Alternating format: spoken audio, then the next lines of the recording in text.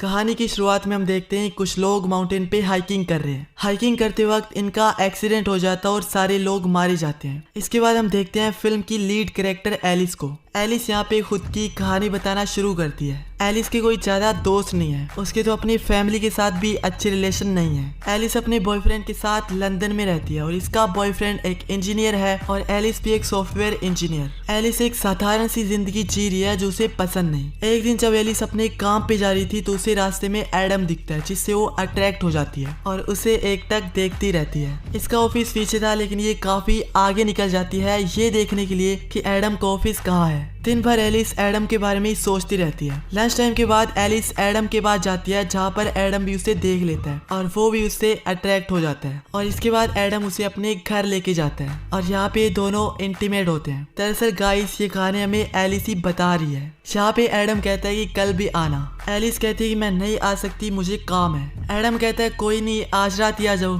और इस पर एलिस चुप रहती है। एलिस ने अपने बॉयफ्रेंड को चीट किया है इसलिए उसे बहुत गिल्टी फील हो रहा है। उसका जो रूटीन था वो उसे ही कंटिन्यू करना चाहती है। अगले दिन एक बुक शॉप पर उसे एडम की तस्वीर दिखती है। दरअसल एडम पे बुक लिखी गई थी क्योंकि वो एक बहुत बड़ा हाइकर था। हाइकिंग करते वक्त एक बहुत बड़ा एक्सीडेंट हो गया था जिसमें काफी सारे लोगों की इसने जान बचाई थी। ये सब देखकर एलिस एक बार फिर से उससे इम्प्रेस हो जाती है और एडम के पास चली जाती है और यहाँ पे ये फिर से इंटीमेट हो जाते हैं। एलिस उससे उस एक्सीडेंट के बारे में पूछती है जो उसने बुक में पढ़ा था। एडम कहता है कि उस एक्सीडेंट में कुछ लोगों को तो मैंने बचा लिया लेकिन काफी सारे लोग मारे गए जिनमें मेरी गर्लफ्रेंड भी थी।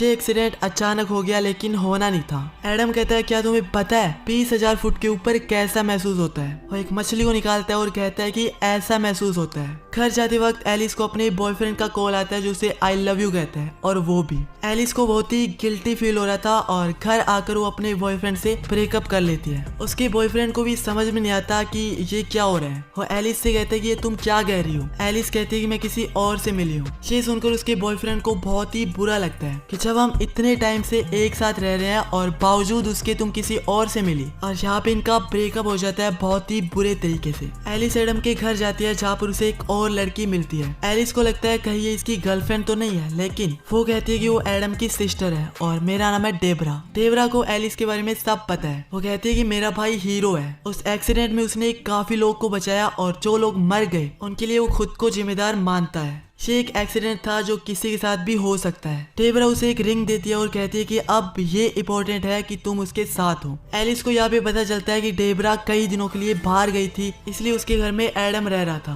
और डेबरा एडम के घर का पता उसे दे देती है। जब वो घर पहुंचती है तो वहाँ पे एडम नहीं था और एलिस वहाँ पे बाहर ही उसका इंतजार करती है जबकि ठंड बहुत अधिक थी। एडम जब घर आता है तो उसे देखकर बहुत खुश होता है और ये रात इनके लिए खुशियों की सौगात थी। जब सुबह होती है तो एडम का इंटरव्यू लेने के लिए एक जर्नलिस्ट आती है। एडम नीचे इंटरव्यू दे रहा था और तभी एडम के लिए फोन आता है जिसे एलिस उठाती है। सामने से कोई नहीं बोलता और ये थोड़ा अजीब था एलिस के लिए। एलिस जब ऑफिस जा रही थी तो एडम इंटरव्यू के बीच से ही खड़ा होकर उसके पास आता है और कहता है कि आज दिन भर वो तुम्हारे बारे में ही सोचने वाला है। एलिस कहती है मैं भी। इसके बाद एलिस अपनी दोस्त से मिलती है जिसे वो बताती है कि वो एडम के साथ बहुत खुश है और उसकी जिंदगी अब पूरी तरह से बदल चुकी है। उसकी दोस्त कहती है कि ये सिर्फ अट्रैक्शन है, ये अच्छी रिलेशनशिप होगी ये कहना अभी श्योर नहीं है। लेकिन एलिस को ऐसा नहीं लगता। उसे लगता है कि उसे अपना सच्चा प्यार मिल गया। एलिस अपनी दोस्त से मिलने के बाद जब एडम के पास जा रही थी तभी रास्ते में कोई उसका पर्स छीनकर भाग जाता है। लेकिन एडम भी एलिस से मिलने के लिए आ रहा था इसलिए वो सब देख लेता है और उस आदमी को पकड़ लेता है और उसे बहुत मारता है। इतना मारता है कि अगर एलिस उसे ना रोकती तो उसे जान से ही मार देता। एडम को लगता है कि वो एलिस से बहुत प्यार करता है और वो उसके लिए कुछ भी कर सकता है और यहीं पर एडम एलिस को शादी के लिए प्रपोज करता है। एलिस को थोड़ा अजीब लगता है कि ये बहुत जल्दी हो रहा है लेकिन वो भी उसके प्यार में डूबी हुई थी इसलिए हाँ कह देती है। एक दिन एलिस को अपने घर के बाहर एक लेटर मिलता है जिसमें लिखा था कि वो अपने दिमाग का इस्तेमाल करे। आखिर वो एडम के बारे में जानती क्या है। एलिस को ये काफी वियर्ड लगता है और वो एडम को ये दिखाती है। साथ में वो ये भी बताती है कि उसके पास एक फोन कॉल आया था जिसमें कोई भी बात नहीं कर रहा था। एडम कहता है कि तुम इस पे ज्यादा ध्यान मत दो, अगर फिर से ऐसा कुछ हुआ तो मुझे बताना। और इसके बाद ये दोनों शादी कर लेते हैं। एडम प्लान बनाता है कि वो अपनी शादी को सेलिब्रेट करने के लिए हाइकिंग के लिए जाएगा। कपड़े चेंज करते वक्त एलिस जब न्यूड होती है तो एडम उसकी फोटो निकालना चाहता है। एलिस शर्मा रही थी लेकिन फिर भी वो कॉन्फिडेंटली फोटो निकालने के लिए कहती लेती है। फोटो लेने के बाद एडम यहाँ पे एक फ्लेयर गन से हवा में फायर करता है। एलिस उससे पूछती है कि तुम्हें ये गन यहाँ किसने लानी दी। एडम कहता है कि ये फ्लेयर गन है और ये यहीं पे चर्च गेट पे रहती है। ये फोटो एडम ने स्टेचू के पास निकाली थी और इस सीन को आप याद रखिएगा क्योंकि यही सीन आपके होश उड़ाने वाला है। इसके बाद ये ट्रेकिंग करते हैं और एडम एलिस से कहता है कि तुम अपने हनीमून को कभी नहीं भूल पाओगी।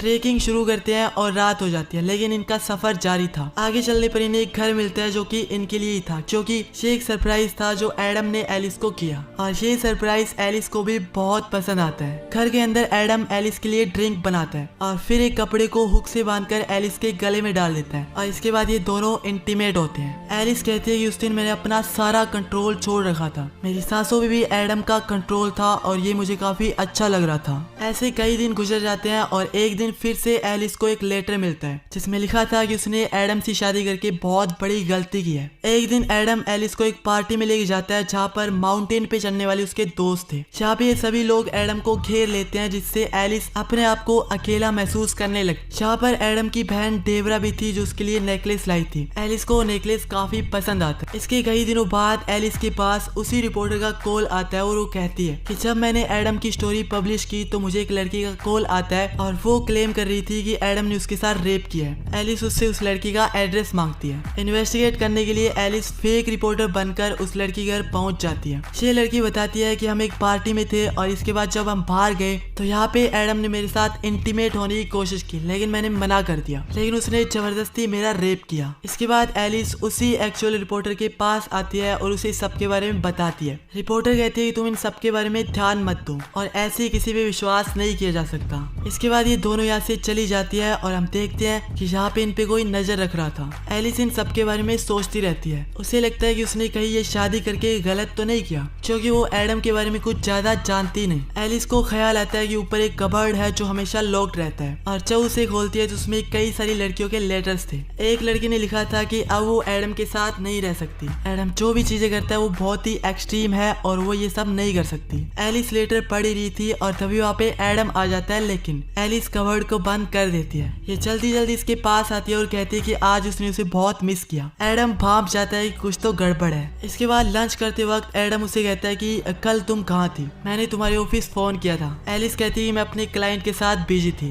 एडम उससे उस नेकलेस के बारे में पूछता है। एलिस कहती है तुम्हारी बहन ने दिया है। एडम उससे काफी सारे सवाल जवाब करता है जिससे एलिस चिढ़ जाती है। यहाँ पर एडम का दोस्त आता है जो इंटरव्यू के लिए उसे ले जाता है और इसके जाने के बाद एलिस उन लेटर्स को पढ़ना शुरू करती है जिसमें उसने लिखा था कि वो तुमसे ब्रेकअप करना चाहती है। एलिस उस खत के पते के जरिए उस लड़की के घर जाती है जहाँ पर उसकी मॉम कहती है कि वो पिछले 8 महीने से घर आई नहीं। उस लड़की की मदर एलिस को अपनी बेटी की फोटो दिखाती है। जैसे एडम ने एलिस की फोटो ली थी उस स्टेचू के पास वैसे इस लड़की की थी। फोटो देखकर एलिस समझ जाती है कि इसके गायब होने के पीछे एडम का ही हाथ है। लड़की की मदर कहती है कि एडम आज उससे मिलने वाला है और ये सुनकर एलिस डर जाती है क्योंकि एडम उसे सपोर्ट कर सकता है और इसलिए वो वहाँ से भाग जाती है। रात को जब एडम घर आता है तो एलिस से पूछता है कि मुझे पता है कि तुम कुछ ना कुछ तो छुपा रही हो। एडम उसे पकड़ता है और टेबल से बांध देता है। एलिस कहती है मुझे तुम्हारे सारे लेटर्स मिल चुके हैं। आज ये सुनकर एडम चिढ़ जाता है। वो कहता है कि वो मेरा पास्ट था और मैं उसको भुलाना चाहता हूँ और तुम मुझ पे भरोसा क्यों नहीं करती। एडम उससे कहता है मैं तुमसे बहुत प्यार करता हूँ। एलिस कहती है मुझे खोलो, मुझे बाथरूम जाना है। एडम उसे खोल देता है और एलिस बाथरूम की खिड़की से भाग जाती है। एडम को भी एहसास होता है कि वो भाग रही है, इसलिए वो भी इसका पीछा करता है, लेकिन एलिस उसकी पकड़ में नहीं आती और सीधा पुलिस स्टेशन पे पहुंच जाती है। उसे लगता है कि एडम ने उस लड़की को मार डाला और इस सब के बारे में वो पुलिस को बता देती है। और दोस्तों ये जो भी हो रहा है फिल्म में अब तक, ये सारी कहानी एलिस पुलिस को बता रही थी। पुलिस कहती है कि एडम के खिलाफ कोई सबूत नहीं है और बिना सबूत के हम उसे पकड़ नहीं सकते। एडम एलिस के लिए परेशान हो जाता है और वो भी उसे ढूंढने के लिए पुलिस स्टेशन आ जाता है और पुलिस को इन्फॉर्म करके चला जाता है। एडम के जाने के बाद एलिस पुलिस स्टेशन से निकलती है और सीधा उसकी बहन